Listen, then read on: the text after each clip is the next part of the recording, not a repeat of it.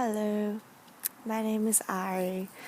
I'm really excited to talk about one of my favorite therapeutic tools. I love it so much. The tool is basically dialoguing with different parts of the self.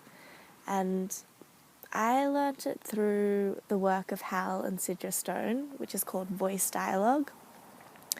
Another name for it is the psychology of the selves. And it's, in that name, the acknowledgement that within our psyche there's not just one self. There is a plethora of different selves that have differing desires, differing motives and roles that they play, and all of us are made up of, many selves. Some common parts of self that you might be able to recognize within yourself might be the inner critic or the perfectionist or the voice of desire or the inner child or the voice of fear or the protector self. Really, there could be infinite possibilities of voices within us. But it is so useful to call them by their name. This is what I've found. Just noticing if I make a decision and there's a part of me that is almost rebelling against that decision, just to be able to check in with that part and be like, what's going on? And even calling it by its name, like, noticing the voice of resistance is there.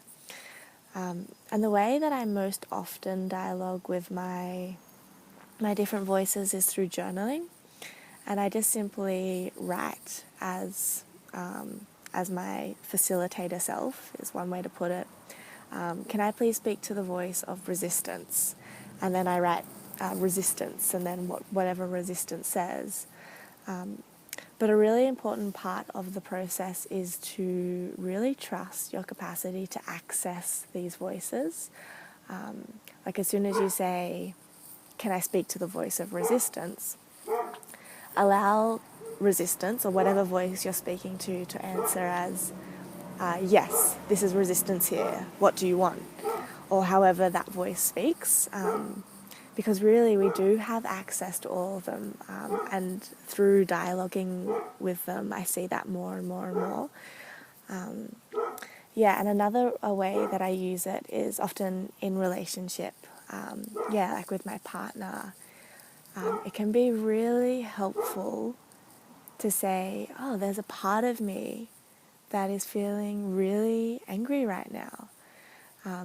And it's nice to acknowledge that it's not all of me, but there's this one part that's feeling really angry, and to acknowledge it and give it a chance to speak. And one way we do that is he might say, can I speak to the voice of anger? And then I might say, this is anger here. I'm really fucking pissed off. Like, what the fuck? What the fuck were you thinking? And the thing that really it gives permission for is for the voice that is there to come through in a pure way. It's like there's not this filtering through of the pleaser, which is a really prominent voice in me. It's just the pure expression of whatever voice you're talking to. And that is so satisfying for the voices in our psyche, to really be heard, like in their unfiltered expression. So that's something that I've found really helpful in relationship. And I think I mentioned before, just in myself, like when I make decisions and maybe there's the rebellious part or the part of resistance, it's like, talk to that. Like, why is it feeling that? And often for me it's a way of trying to protect me from making a fool of myself, or that's something that is really important as well, that all of the voices want something really good for us. Like, they all are in our psyche for a reason. And instead of being like, fuck off, fear, like you're so annoying, just being like, fear, you're doing a really good job at what you're here to do, and what is it that you want me to know right now. Yeah, and another beautiful thing about working with the psychology of selves is that there's an American Zen Buddhist teacher, Genpo Roshi, who developed a system called Big Mind. And Big Mind is like, it's an extension of voice dialogue in a way, but it brings in transcendental voices. So it's like, just as we have access to speak to and hear from all the voices in our psyche, we also have access to the more transcendental voices. So the voices such as like compassion or peace or love, or states of really deep meditation, which he might call big mind, the state of like pure, unlimited awareness. We can ask to speak to those voices.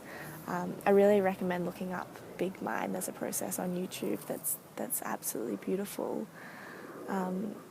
But yeah, he talks about using, befriending the voices and finding a way to use them, which allows you to access these, beautiful, expansive states.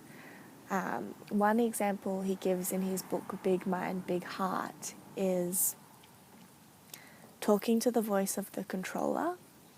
So the voice of the controller, for me at least, is that part that really keeps the personality structure in place. So it really makes sure all the other voices are doing its job and everything's working as it should. But one tip he gives in this book is when you're meditating, say to the controller, controller, I really want to speak to Big Mind or Big Heart.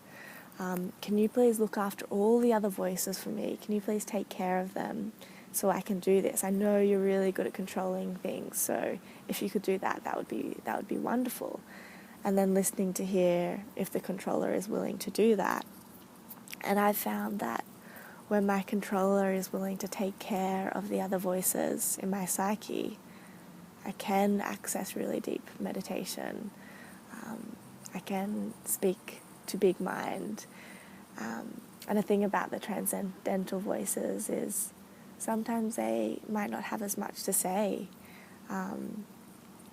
But it's such, for me, a powerful tool and a powerful knowing that I have access to everything. Like everything is in my psyche, and if I just ask to speak to it and I give it space to express itself, I can learn from it. Yeah, so thank you so much for listening.